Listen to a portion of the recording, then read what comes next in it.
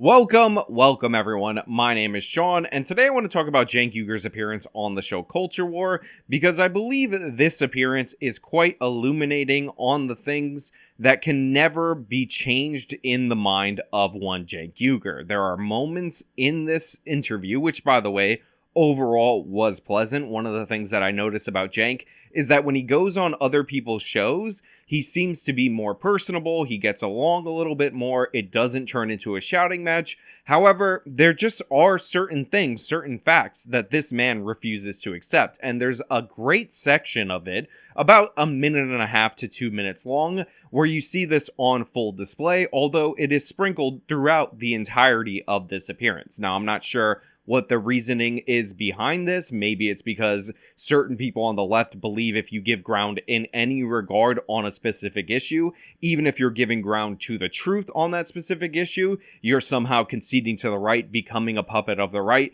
and all that. And maybe Cenk just isn't at that point where Anna Kasparian is, where she could acknowledge a reality that may not be favorable to her side, and then argue based on that reality. So we're going to get into this segment, but before we do, this video is sponsored, so let me toss it to the sponsor, then we'll come back over here and we'll discuss it on the other side. Did you know that poor sleep can cause weight gain, poor mental health, mood swings, and a loss of productivity? And trust me, I know what this is like firsthand, because late into the evening, I'm on this device right here, editing up these videos for you, and guess what? It's really difficult for me to turn my brain off in order to get a good night's sleep. Well, at least that used to be true before I got Beam Dream's wonderful hot cocoa powder with no added sugar, by the way, that helps you fall asleep quicker and stay asleep longer. Beam Dream comes in a variety of flavors. My absolute favorite right now definitely has to be the cinnamon cocoa powder. That's my go-to in the evening. 1 scoop in hot milk for me, but you can use hot water. Mix it up and it's absolutely delicious. However, there are other flavors that might pique your interest, like the salted caramel, or next up on my list to try, which of course is the chocolate peanut butter that I have right here. Now, if you want to try any of the wonderful flavors offered by Beam, guess what? You're in luck, because their biggest sale of the year starts November 1st, where you will be able to get 50% off anything on their website. But I got news for you. If you're out there in my audience and you go to shopbeam.com/justicewarrior and enter the code CYBER, you get access to the sale 2 days before anyone else. It's a hookup from Beam to me, to you guys out there in the audience, and it's absolutely wonderful. Look, since I started drinking Beam, I wake up more refreshed, I have quicker reaction time, and much less stress in my life. But don't just take my word for it. A clinical study showed that 93% of the people who started drinking one of these hot cocoa powders reported better long-lasting sleep. And again, you can get it for 50% off, biggest sale of the year. Use code CYBER to access it early at shopbeam.com/justicewarrior. That's shopbeam.com/justicewarrior, or just scan the QR code. But what you're pointing out is actually important, and I think it's actually been harmful to the left that we have not engaged as much. And so I think, like, for example, we'll get into it probably later as to like our differences, and there's plenty of differences for sure. And then I think that I would cue the audience to look out though for the similarities. So overall, like I said, this interview was relatively pleasant. For the most part, Tim doesn't look to get into arguments and or shouting matches with the people that he has as guests on his show. He tries to talk to them, and Tim is more left-wing than people, like Cenk Uygur in particular, give him credit for. So he's more receptive to these kind of conversations than people seem to believe. However, there was misinformation in here. There were just misunderstandings here, and I wish Tim would have pressed a little bit harder on that, because Cenk really doesn't have a leg to stand on in his claim that it's already adjudicated that a natural-born citizen is not a requirement to be president of the United States, despite that requirement being outlined in the Constitution. And Cenk has some weird theories about this that we got to go into. Can you be president? The argument being that you were not born in the United States. Your parents were not American citizens when you were born? No, they weren't, actually. I saw you said that. I appreciate that you were looking for, you were almost looking out for me, but they weren't. No, I'm just I just want to know. I'm not a native-born citizen. I'm a naturalized citizen, okay? And so everybody then goes, well, duh, can't you read, man? It's in the Constitution. It says right there you have to be native born. Yeah, that's in the original Constitution. And right next to it is the clause that says that black people are 3/5 of a person. Well, can't you read, man? It's in the Constitution. It's right there, man. Yeah, but there's a thing called amendments that amend the Constitution. So that part got amended out, the 3/5 part, obviously. Tons of the Constitution got amended out. And the natural born citizen thing was amended out by the 14th Amendment. So the 14th Amendment says very, very clearly, anyone who is born or naturalized has due process and equal protection of the laws. So first and foremost, I had made the argument initially that Cenk was going to use a 14th Amendment style argument in order to claim that he is eligible for president of the United States of America. This is because most American jurisprudence actually revolves around the 14th Amendment when we're talking about constitutional jurisprudence, and this would be the go-to move. However, Cenk actually had been citing Schneider v. Rusk and claiming that the 5th Amendment amends the Constitution to get rid of the natural-born requirement to be president. And he says, now that the 14th Amendment is his argument, that because it mentions naturalized citizens and natural-born citizens, then therefore it's amending this portion of the Constitution, and if it wasn't amending that portion of the Constitution, then it would have said specifically it's not amending the presidential requirement of the Constitution. The whole point of the 14th Amendment was to take out the discrimination in the earlier part of the Constitution, and they didn't say like, oh, born and naturalized have equal protection of the laws, asterisks, except for those goddamn naturalized citizens, they're not allowed to be president. If they wanted to say that, they could have said that, but there is no asterisks. They didn't say that. They said, no, naturalized citizens have all the same rights. Yeah, this is just wrong, stupid, ridiculous, and absurd. If the 14th Amendment was intended to amend the presidential requirements for the Constitution, then it would say that it was intended to amend the presidential requirements for the Constitution. Cenk's argument is completely backwards. This is like me arguing that the 14th Amendment impacts the Commerce Clause or impacts the General Welfare Clause or something similar when I can't point to any way the language of the amendment does so. So Cenk is just wrong about this, to be clear. But more importantly, the case that he cites, Schneider v. Rusk. So there's, in Schneider v. Rusk, they say that naturalized citizens and natural-born Americans have the same exact rights. It would be, wildly unconstitutional to treat naturalized citizens as, quote-unquote, second-class citizens, okay? Now, in Schneider, they mention the presidential clause, but they don't comment on it. They don't say yes or no to it. They just note it and move on. Actually completely rules against them, which now Cenk, who didn't read that initial case, who talks about a law review article related to that case, seems to be interested in pointing out, but trying to dodge that point. So what I'm going to do is go to page 3 of the case that Cenk Uygur himself cites to say that he's eligible for president, so that you can understand what the court is operating under in terms of their assumptions when ruling on that case. Again, and you can look this up for yourself, thank you to Nate the lawyer for sending me this excerpt. We start with the premise that the rights of citizenship of the native-born and the naturalized person are of the same dignity and are coextensive. The only difference drawn by the Constitution is that only the natural-born, in quotes, citizen is eligible to be president, Article 2, Section 1. Now, this is incredibly important because Cenk argues, based on a law review article, that the precedent set in Schneider v. Rusk is somehow the precedent that he is going to use to make the case that he is eligible to be president of the United States. But the starting premise of that case was that except for in the specific instance of running for president, we start with that natural-born and naturalized citizens have the same rights under the Constitution. And to be clear, this case was about a woman who was born in Germany, became a naturalized American citizen, then moved back to Germany, and lost her citizenship because the United States of America had passed a law that said if you go back to your country for 3 or more years, then you can lose your naturalized citizenship if you go back only to your home country. So The issue had nothing to do with running for president. The issue was quite specific, and it struck down that specific law, and that has nothing to do with anything. And Cenk ends up rambling with Tim Pool, talking about the qualifications of president, and honestly, this portion of the episode is pretty embarrassing because clearly and obviously, they don't understand the requirements to be president of the United States. If a couple in China has a surrogate give birth to their son in California, who is then immediately at the age of 2 months brought back to China, raised completely under the CCP, and then at 35 moves to the United States and says, I'm going to run for president, I think we'd be upset with that. We'd say, wait, hold on.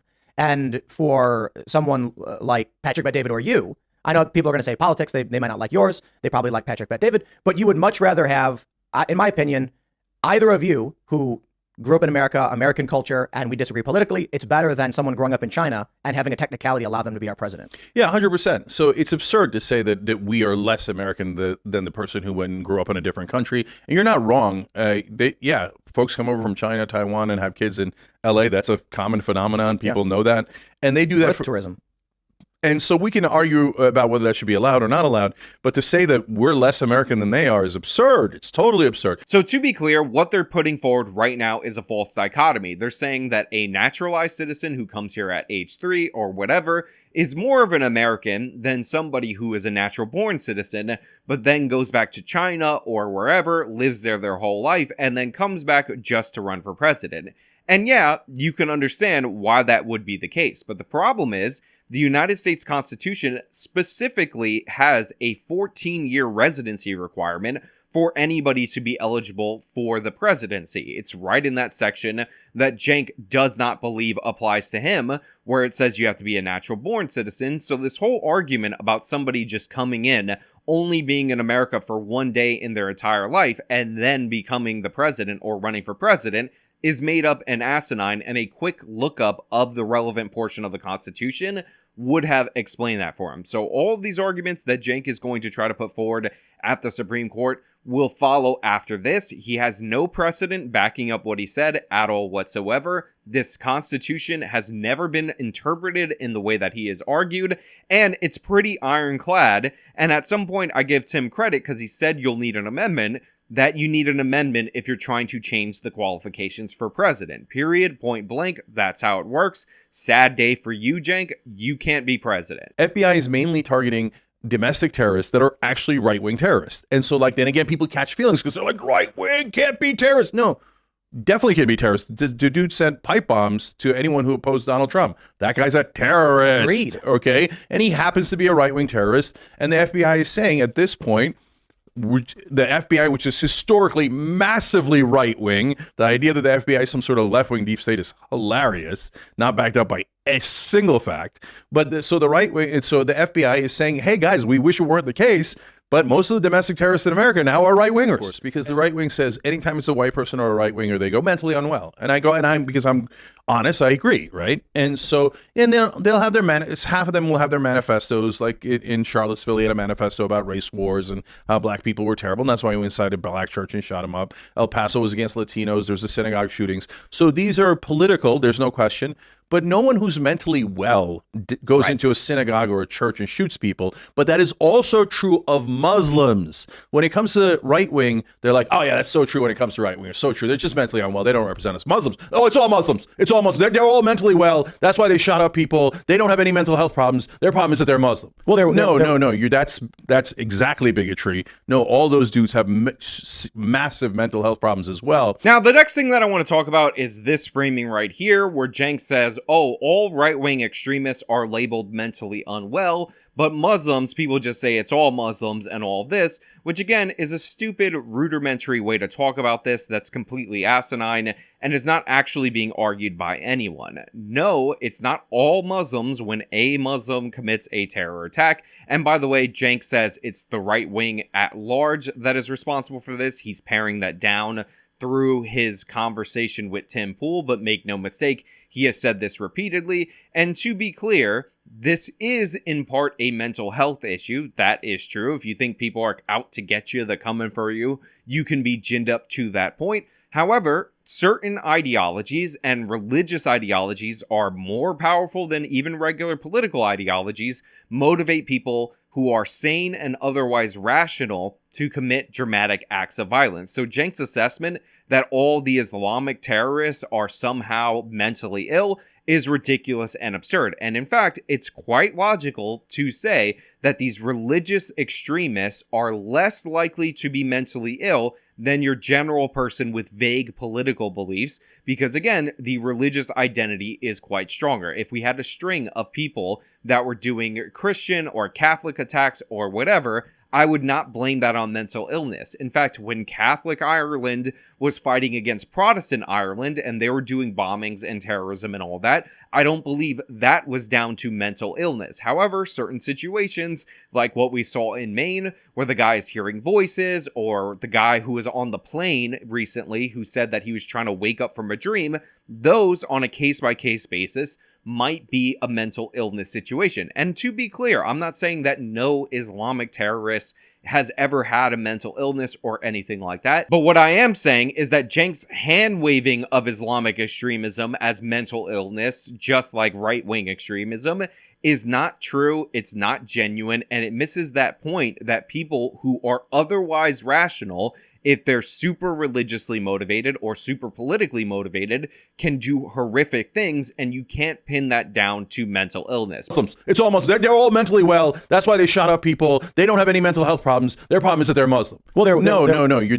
That's exactly bigotry. No, all those dudes have massive mental health problems as well. So instead of saying, hey, I hate black people, they're saying I hate the West or whatever it is. But this is more about Cenk defending Islam and trying to make false equivalencies between Islamic terror and other types of terror, because Cenk has been raised Muslim and he feels the need to defend a part of his own identity. And in other contexts, by the way, Cenk would understand how good people do good things, bad people do bad things, but religion can make otherwise good people do bad things if they believe hard enough, again, because you feel like you're in line with the godly purpose in order to excuse those bad things. So this is Cenk just being insanely disingenuous and whatnot, which we actually see throughout the course of this, including with his denial of the existence of Antifa. That's not terrorism, Tim. But it is. It is people who are living in terror for political reasons. No. Let me clarify. Okay.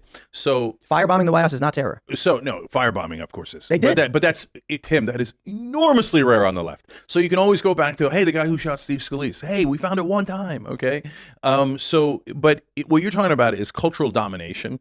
And is that true in Berkeley, that the left dominates in a way that is oppressive to the right? Like it's not the right. I'm talking about no, I get it. Asian salon owners. No, I know, and to the middle as well, right? Yes, but is it also true that you'll get the same kind of cultural domination in the middle of Alabama? So if you're in the middle of Alabama and you put up a Trump sucks sign, you are going to have massive problems. You will not get someone coming to your house and threatening to kill you. You're nuts. Yes, you will. Whoever they are. I don't really like the Antifa thing. You guys hyped up so much, and then they never arrived. What do you mean? They did. There was barely any Antifa. Meanwhile, there's like right-wing militias everywhere. Well, and there's like 2 Antifa dudes in Portland. So right here, Tim talks about the fact that the left was incredibly violent to Trump supporters. This kind of goes without saying. A lot of people talk about Antifa and the left during the Black Lives Matter riots, but since 2015, if you were at a Trump rally, the chances that you'd be attacked in San Jose or in other major rallies by left-wing agitators was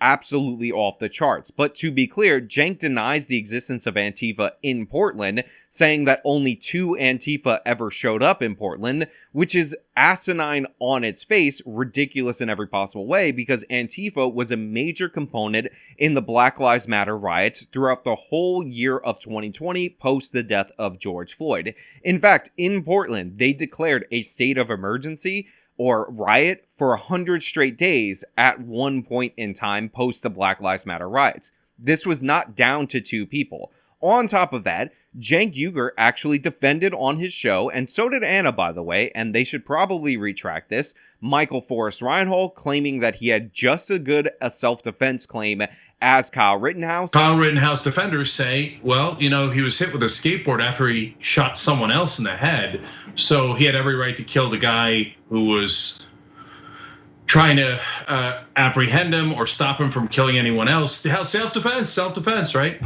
Well, in this case, apparently there was definitely a knife, and so that's much worse than a skateboard. So definitely self-defense. So all right-wingers agree, right? Self-defense, because you just said it about Rittenhouse. And in this case, it appears to be a more significant case of self-defense. So you're all on Reinhold's side, right? Oh, you're not. That's so weird. See, I'm consistent on it. Both of them should not, both the right winger and the left winger should not have gone with weapons, and they should not have used those weapons. But the right wing will say, oh, when the right wing does it, at the slightest provocation, or after Rittenhouse shoots someone in the head and someone chases him down, he's being chased down after shooting someone in the head, self-defense, not guilty. The other guy, oh, there's a knife and he might have killed someone. No, not self-defense. Why? I don't know, he's left wing. And this was despite the fact that Michael Forrest Reinhold was on video, crouching and hiding in a parking lot, came out and then shot Aaron J. Danielson in the chest without provocation. He crossed the street in order to kill him, and then went to Vice and lied and said Danielson had a knife on him. And this is incredibly crucial because Danielson was pictured, and it was reported by the left-wing media, from the same day with a knife and a paintball gun on him. However, he had actually gone home at that point in time, dropped off the knife, dropped off the paintball gun. So what we found out was that Reinhold was using information from the media in order to justify his violence. And what makes this even crazier is that Aaron J. Danielson was carrying a firearm. It was actually still holstered on his dead body, so he never pulled it out, even though he could have made a deadly threat with that gun, which just proves, because they weren't talking about a gun or anything like that, they were talking about the knife from earlier, that Michael Forrest Reinhold committed a premeditated act of murder. And TYT, by the way, never apologized for this, never retracted it, reported it as if it was an equivalent instance of self-defense, or potentially equivalent instance of self-defense, as Kyle Rittenhouse, who again, on video, the exact opposite was happening. Rittenhouse was chased. Rosenbaum lunged for his gun, all on video, but they pretended like these things were equal, and Cenk called the right wing hypocrites. So that must be one of the two Antifa that Cenk thinks existed in the city of Portland. Yeah, no. There's huge parts of this country that if you say Trump sucks, they will physically assault you. I mean, look, forget the middle of the country. When I ran for Congress, we did a panel up in Palmdale, which is in outer parts of LA, but there's like far right militia types up there as well, right? Even though it's mainly Democratic, and so some bunch of massive right wingers came to our panel, and I said one thing against Trump, and they nearly assaulted me.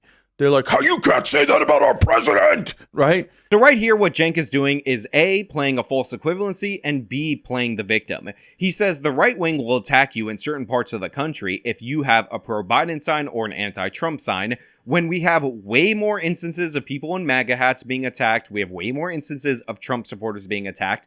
Cenk is going to hand wave the Covington Catholic case, pretending like his network didn't jump on board with the smearing of that 16-year-old, even though the Native American provoked the encounter. He got in his face, and all the 16-year-old did was stand quietly, but he was white, and he had what looked like a smirk on his face. Therefore, he was guilty. That's how TYT reported it. Let's be clear, they even actually dug up a clip of different kids in the area saying something in a different instance to a woman that was passing by in order to justify what happened to that kid. Cenk calls him a baby in this show, by the way. Remember the Covington Catholic kids? Remind the me. kid on the steps of the Lincoln. Yeah. And they Native knew when he caught the feelings and sued everybody and cried like a baby. And how many people accused that kid of wrongdoing when it turns out he was actually confronted by Nathan Phillips and not the other way around? We never made that mistake. And if you get something wrong, you just say it. Now, I actually have the clip of the event that Cenk is talking about that he says was him nearly getting assaulted by Trump supporters. And I'm going to play it for you because what you'll find out is that this is just constituents in the district. One of them is yelling at Cenk, and at no point in time was there actually a threat of assault of any kind. I'm not a run-of-the-mill Democrat. I'm very aggressive. I believe in counter-striking.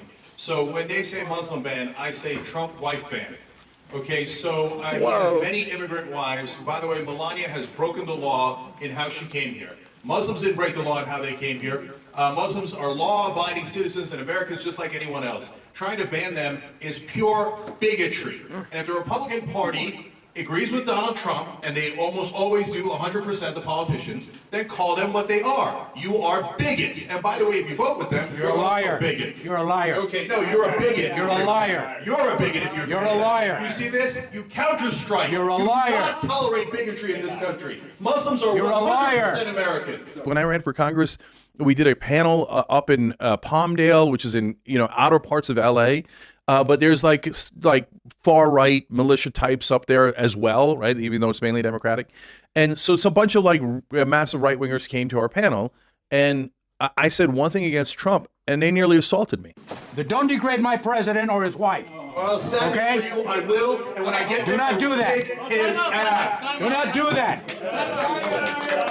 You're still a liar. The crowd can ask questions after we go through these series of questions. You tell him. This is a forum where we are debating the issues. And if I don't agree with Trump, I'm an American, and I will say that.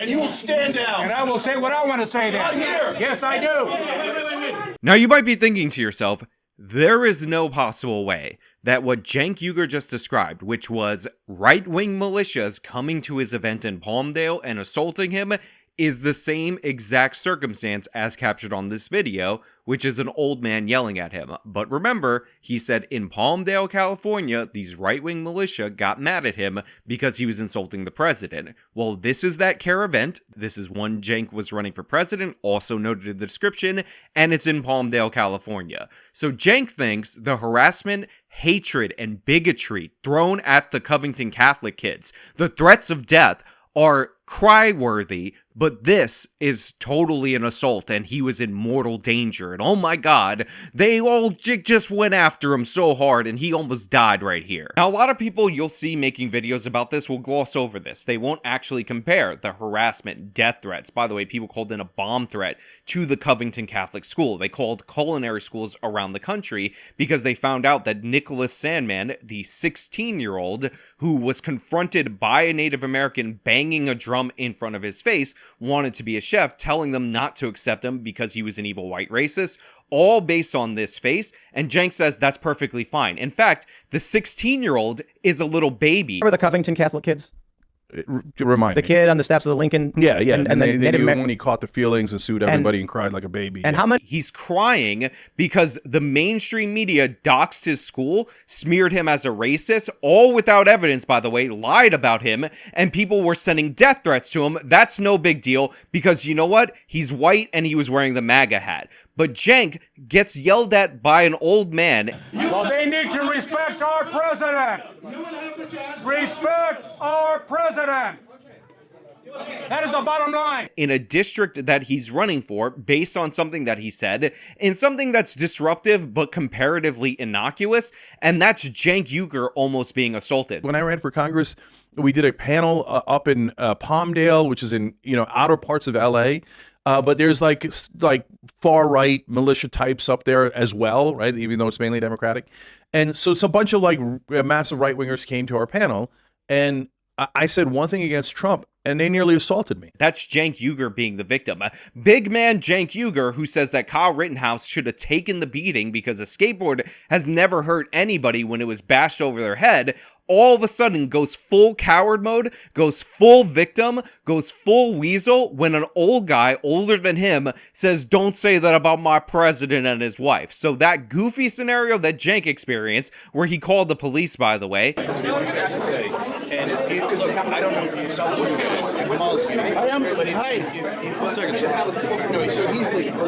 So I'm just saying, if they're going to follow the rules, no problem. We actually don't. We don't mind Republicans. We don't mind Trump supporters. But I guess it's going to be. They don't want to hear. That's a lie. You made a statement about our president. Okay. And I rebuttal what you said. I have the right to express my opinion, whether you like it or not. You are expressing your opinion. That was a serious threat. That was the right wing being dangerous. People actually threatening the life of a 16-year-old based on nothing, based on a lie that was pushed in part by Cenk Uygur of the Young Turks. Well, that kid's being a baby. What the hell is wrong with him? I'm not going to Because facts matter, right? Absolutely. So when it comes to the case like Ahmaud Arbery or many of these others, or Breonna Taylor, I'm not going to start making declarative statements about the personal opinions of people I've never met and don't know anything about. I'm going to try and understand what the argument from the prosecution was. And guess what? The prosecution did not dispute that Ahmaud Arbery was a suspect in the felony burglaries. The prosecution argued that I don't care.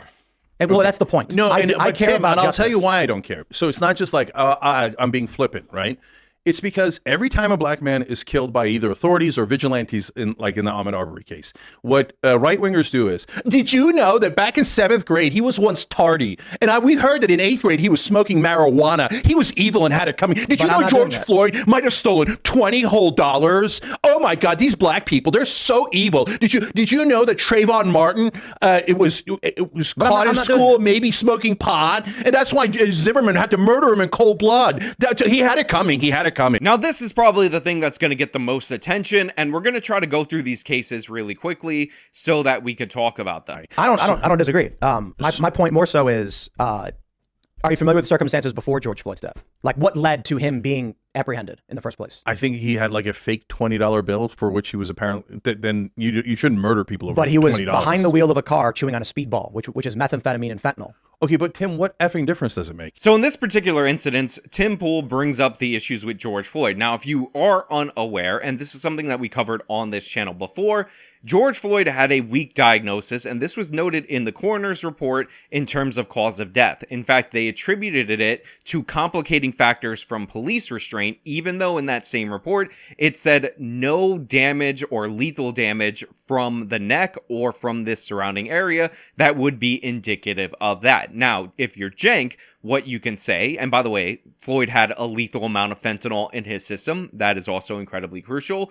is that, okay, sure, that is true. It may have been a weak diagnosis, but the thing is, the reason why you don't restrain people in that way is because people tend to have heart conditions, which Floyd also had. They could have conditions like COVID, which, by the way, Floyd also had, and the neck restraint, and by the way, this is the reason why it's banned from the NYPD for the whole police force since 1993, can work fine on a normal, healthy person, but the reason it shouldn't be implemented is because of people with these various conditions that could react poorly. Therefore, he does think that Chauvin, who didn't show a lot of duty of care for George Floyd, is still guilty. That's the case that he could make, and the reason why I say that's the case that he could make is because that was essentially the case that was made at trial. But Cenk doesn't acknowledge any of that. Cenk thinks that George Floyd was an innocent angel. He didn't do anything wrong. He wants to minimize the fact that this was a weak cause of death, that there could have been an argument made for reasonable doubt,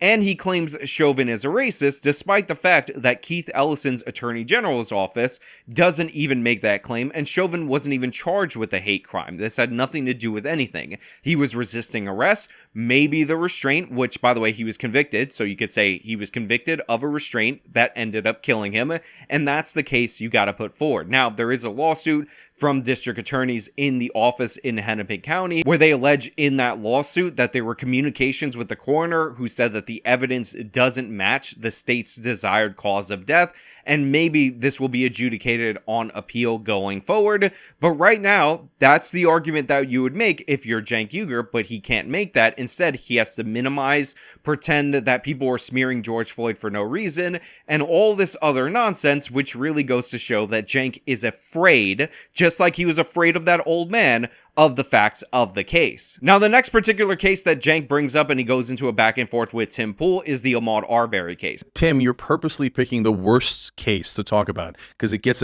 like my honest opinion. Sorry, but it's because you know that it's going to get more attention if you say it in the context of George Floyd. Let's talk about Ahmaud Arbery. Okay. I mean, these are the high-profile stories that Ahmaud Arbery, the guy who got shot jogging in the neighborhood. I think jogging is a representation of your misinformation or your ignorance of the issue. Tim, this is why people think you're a radical right winger. That's fine, but if you don't know, why would you make the argument? So what do you mean I don't know? I know the case. The guy, the two redneck racist sons of bitches who murdered him said that he was in the house that was being built, which, by the way, apparently tons of people had come by to say, hey, how's the construction going? Right? So do they know that he was one of the how's the construction going? Well, they don't know anything because he didn't steal anything. But you're wrong. So, but they see a black guy at a construction site, and they're like, let's chase that son of a bitch down and shoot him. I don't care what people think of me if I'm following the facts to try and figure out what happened and try and solve the problem, but you have already shown you don't know the case. Yeah, that's total horse crap. Go ahead, defend the racist guys who murdered him. Go ahead. How about I just describe what happened? Okay, yeah, go ahead. So a few weeks before the incident, a gun is stolen. But not by that guy. But hey, the racist thought it must be the black guy. How about The police then show a picture of him to various people in the neighborhood saying, this is our suspect of the burglaries that have been happening over the past several weeks. Except it wasn't, right?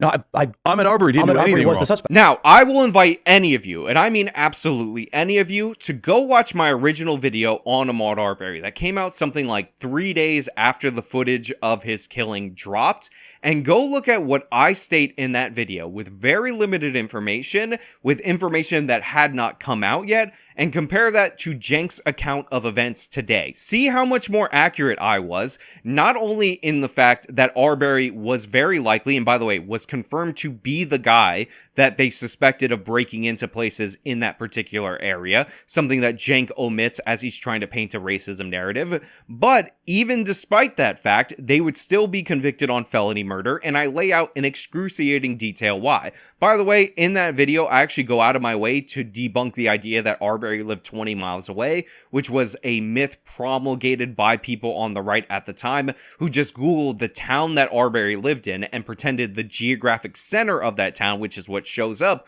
when you Google the town, was Arbery's residence. I actually looked up his residence for the purpose of that video and completely debunked that, but I explain in great detail what the charges were going to be and why, and this is based on the fact that I knew it was highly likely that Arbery was the specific guy that was breaking into the places nearby. I never saw that, and that's my point. You okay, didn't. Okay, so I don't believe you. B, I never saw it. C, there's. But you see the problem of no. The you didn't follow the case.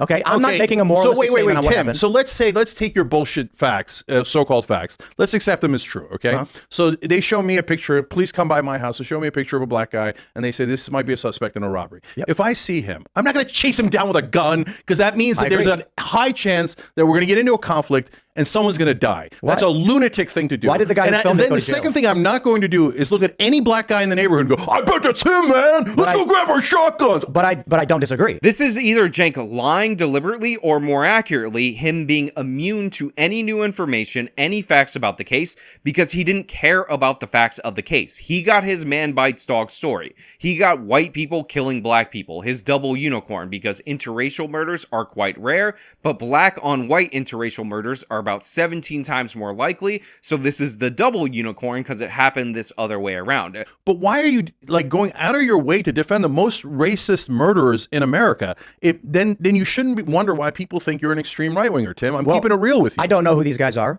I don't know anything about You don't think that they're racist when they just chase down a black guy in the neighborhood and pull a shotgun on him? You see, he's not even armed, and then they murder him in cold blood, and you don't think that's racist? You see, what is your line for racism then? So anything after that point, he doesn't care, does not compute, doesn't matter. The fact that this guy happened to be black must mean that by extension, he was targeted specifically for being black. Does it matter that it wasn't about him being a random black guy? He was actually the guy in the surveillance videos and in the surveillance photos that were shown to people in the neighborhood that they believed was breaking into the place. No, that doesn't matter at all. Cenk wants to declare racism, so he's going to go with the racism narrative, even though it's not supported by the facts, because Arbery wasn't targeted for being a black guy.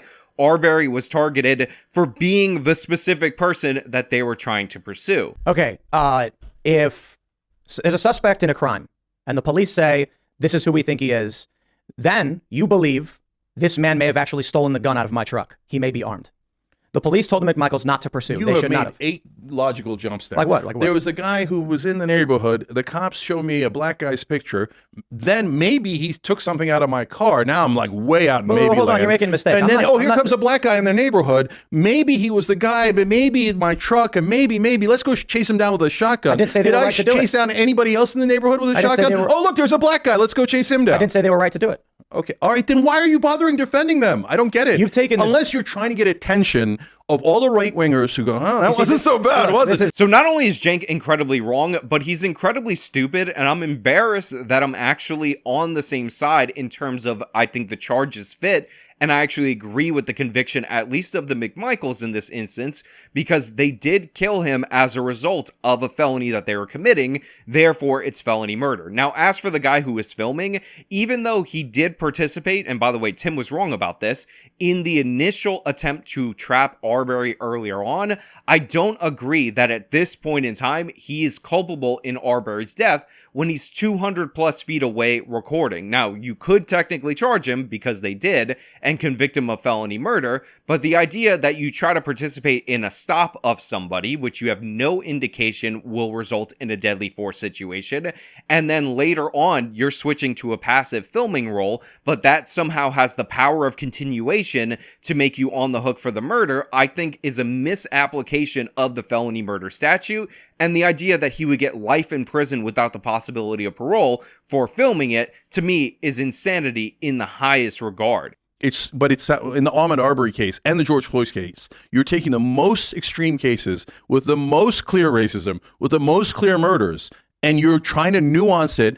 And what I'm telling you, Tim, and what has made me uncomfortable in the past about you, which is what I was trying to get past, is that attracts a huge right-wing audience because they want somebody to excuse the death of Ahmaud Arbery and George Floyd. And when you seem to excuse it with your nuance, then they go, yes, I don't care what finally somebody's sticking up for white people killing black people. Now, Cenk hand waves in that case because he doesn't care at all. The white people got convicted in this case, and that was Cenk's goal, and he just wants to label it racist regardless of the facts, regardless of the fact that if Cenk was actually aware of what went down in this case, you have a very sound legal argument for the felony murder convictions, because even if Arbery was committing a crime, which by the way, he likely was, this is something that he did throughout his history. He used jogging as a cover to steal things. He was the person on the surveillance videos and in the photos that was accused of stealing things in the past. That actually still doesn't justify the way that they went after him under Georgia law, which is why they were charged in the way that they were charged. Oh my God, these black people, they're so evil. Did you know that Trayvon Martin, it was caught in school, maybe smoking pot, and that's why Zimmerman had to murder him in cold blood.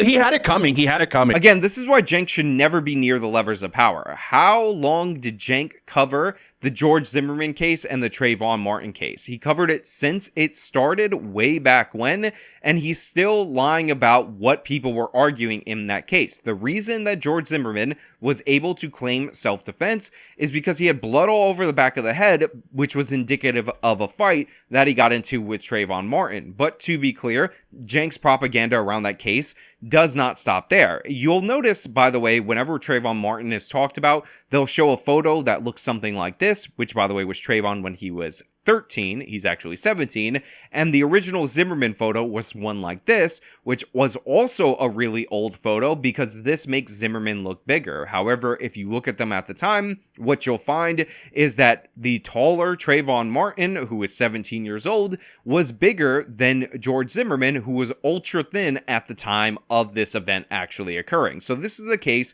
that's actually a perfect example of propaganda from the media. And by the way, there was that famous ABC phone call where they actually edited out the dispatcher asking George Zimmerman for a description, pretending that George Zimmerman brought up Trayvon's race on his own in order to push this racism narrative, and there's no conversation about this being pushed by Cenk Uygur of the Young Turks as well, by the way, because that's not something that they're interested in talking about. Those frauds to trick Americans, like the photos and Cenk lying about this case right there, he has no interest in that because, again, George Zimmerman, who's vaguely white, he's actually half Peruvian, is another example that Cenk can point to in order to say, oh my God, white people bad, minorities the victim. Now, to be clear, George Zimmerman's case exists in rather a gray area, and I'm not somebody who's ever been a supporter of Zimmerman because even though you can make the case for self-defense, he was specifically told not to follow Trayvon Martin, and we don't know how the altercation originally started, and it looked like a fist fight, even though he did say, and there was evidence to show,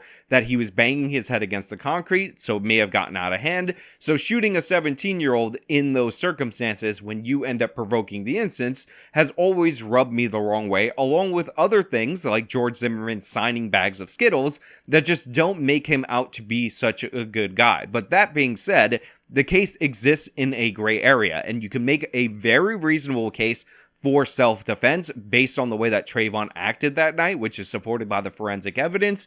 But Cenk doesn't want to acknowledge any of that. He wants to say, oh, Trayvon smoked marijuana some point in his life, and that's why people said he was guilty. Look at his 12-year-old photo. Does this 12-year-old baby look any less innocent than any other 12-year-old? So yeah, even though these were the few moments that got heated or contested between Cenk and Tim Pool, and they didn't devolve into a shouting match, that doesn't mean that Cenk Uygur did good in his appearance on this show. In fact, he lied consistently. He showed his complete and lack of curiosity and awareness of the cases that he's talked about. And considering the way that he still lies or still is wrong about basic facts that anybody could look up in the Rittenhouse case, we should not be surprised that he gets all of these wrong. This is an absolute embarrassment to me. And the crazy thing is that for Floyd, you could acknowledge the actual facts of the case and still come to the conclusion that Chauvin acted inappropriately. For Ahmaud Arbery, I actually think, even with the acknowledgement that Arbery was entering that place, since Georgia law is structured the way that it's structured, there was no justification to chase him down, and the altercation was a result of the McMichaels actions. Therefore, their self-defense claim is null and void. And by the way, I think that's the strongest case out of all of them, and the Trayvon Martin case is similar to the Floyd case. You could make a good faith argument that acknowledges the reality, that acknowledges the media manipulation, the editing of the phone call, the showing the 12-year-old photo of Trayvon Martin, and all that, and still make the case that you believe Zimmerman's in the wrong, and I won't hate you for it. But the thing is, Cenk can't do that. He can't tell the truth. He can't make himself aware of the case. He thinks if you give ground to the truth, you're siding with the racists, because Cenk is afraid that all of these cases are far less rock solid than he actually believes. And that's really the most embarrassing and pathetic part about this whole interview. Cenk's complete and utter cowardice, all of this bluster, all of this force, all of this anger, and Tim mildly questioning him sends him into a rage, and it's embarrassing. But hey, those are just my thoughts. Let me know your thoughts down in the comments below. If you liked the video, show them by leaving a like. Subscribe for more content. Follow me on my social media. Support me via the support links in the description of this video. This has been me correcting Cenk's BS. Till next time.